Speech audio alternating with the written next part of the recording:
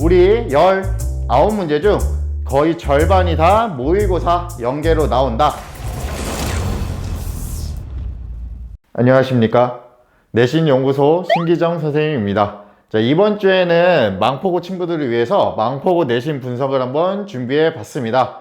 영상 끝까지 보시면 내신을 올릴 수 있으니 끝까지 시청해 주시기 바랍니다. 자, 우리 어떻게 진행을 할 거냐? 자, 스텝 1부터 스텝 4까지 이렇게 네 분류로 구분을 해서 진행을 할 것입니다. 그래서 망포고 난이도 분석부터 맨 마지막에는 점수 구간별 학습법까지 주어지게 되니까 끝까지 시청해 주시기 바랍니다.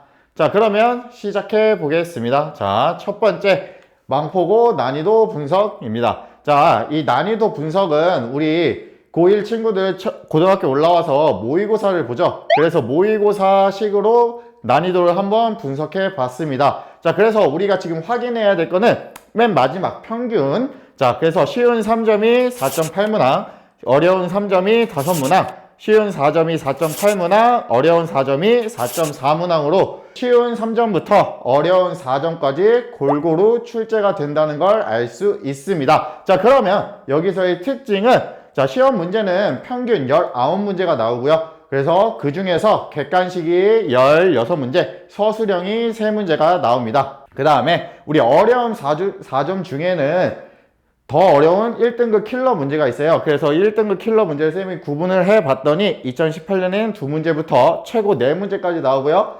올해 초에는 1문제가 나왔어요. 자, 그 다음으로 우리 망포고 내신에 모의고사가 얼마나 연계가 되는지 한번 확인을 해보도록 하겠습니다. 쌤이 갖고 온 자료는 작년 2020년도 내신을 갖고 와봤어요. 그래서 44%부터 이렇게 45%까지 볼 수가 있는데 우리 최대 연계 비율이 45%인 게 눈에 보이죠? 이 말이 뭐냐? 우리 19문제 중 거의 절반이 다 모의고사 연계로 나온다. 자, 그 중에서 우리 방금 살펴봤던 1등급 킬러 문제는 77%, 약 77%까지 연계가 됩니다. 그래서 1등급 킬러 문제는 대부분 다 모의고사에서 연계가 된다고 할 수 있겠죠. 그러면 우리가 고득점을 위해서는 반드시, 그렇죠, 반드시 우리는 모의고사 공부가 필수적이라는 걸 알 수 있습니다. 자, 그러면 지금까지 봤던 것을 통해서 쌤이 망포고 내신의 특징을 3가지로 조금 압축을 해봤습니다. 자, 첫 번째는 모의고사에 대한 특징이에요. 어떻게 연계가 되는지 한번 확인을 해보겠습니다. 자, 쌤이 갖고 온 건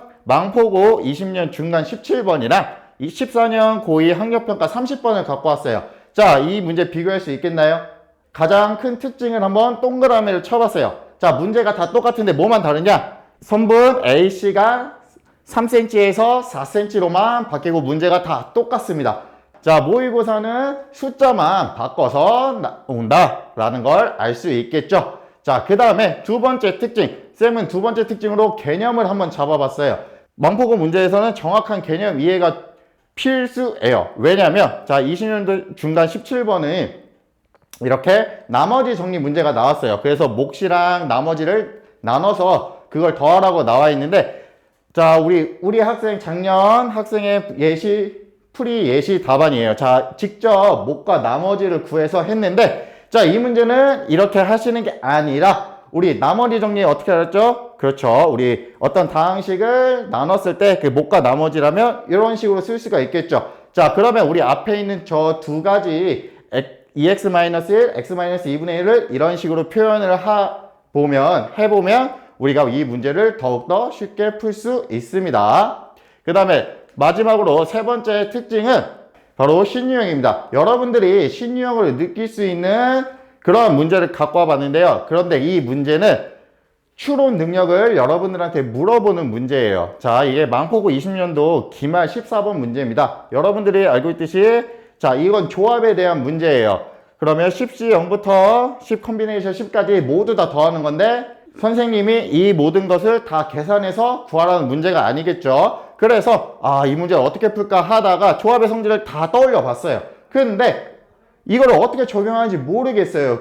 그래서 쌤은 어떻게 생각했냐? 자, 저 1과 1은 1C 0 더하기 1C 1로 생각을 해서 요걸 다 더하시면 첫 번째 줄은 2, 두 번째 줄은 4니까 2의 제곱, 세 번째 줄은 2의 세제곱이 되니까 우리는 10C 0부터 10C 10까지 더하면 2의 10제곱이구나 라는 걸 추론을 해서 더욱더 쉽게 할 수가 있습니다. 자, 그 다음에 우리가 이런 걸 공부하고 나서 현재 나의 위치를 한번 확인을 해 볼게요. 자, 쌤이 작년도 망포고 1학년도 예상 추정 등급과 100분의 1을 갖고 왔는데 우리가 확인해야 되는 건 쌤이 이렇게 네모친 빨간색 네모를 한번 보시면 돼요. 보게 되시면 우리가 알고 있는 1등급 비율, 2등급 비율, 3등급 비율보다 더 많죠. 자, 그 수치는 그러면 무엇을 뜻할까요?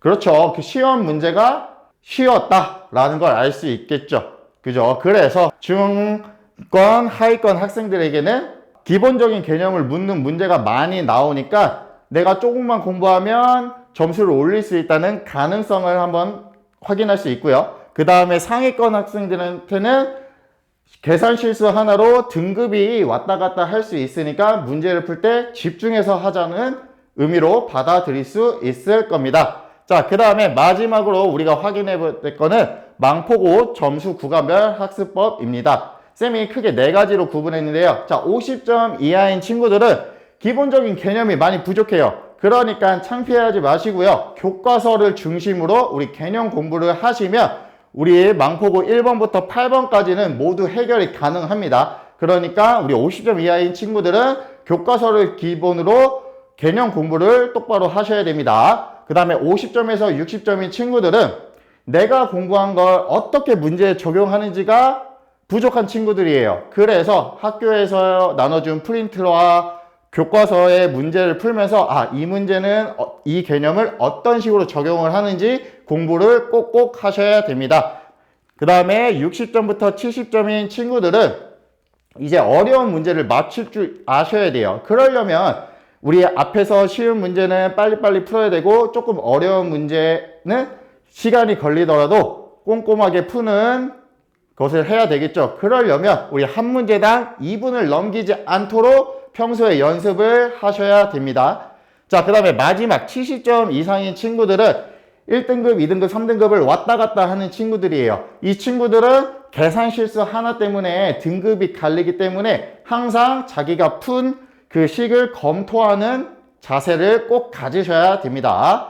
자, 그러면 지금까지 우리 망포고 내신의 특징들을 살펴봤고요. 쌤이 영상을 준비하면서 여러분들을 위해서 좀 특별한 이벤트를 준비했습니다.